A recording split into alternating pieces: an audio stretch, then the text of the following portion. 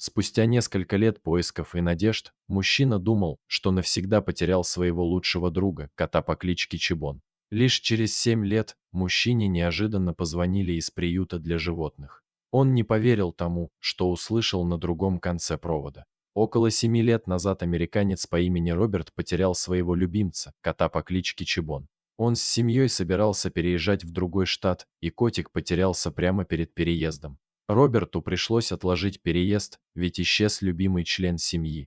Однако, год поисков прошел безрезультатно, и мужчина был вынужден уехать. Я помню, что много молился. Я говорил, что сделаю все, что угодно, лишь бы Чибон вернулся живым и здоровым, вспоминает Роберт со слезами на глазах.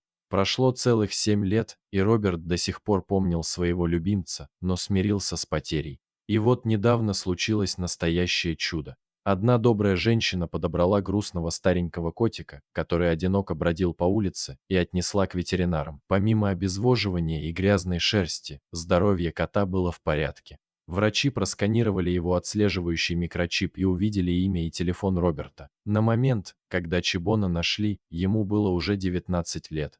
Услышав, что его любимец нашелся, Роберт не поверил своим ушам. Он подумал, что это какая-то ошибка, но после уверений персонала немедленно выехал в другой штат.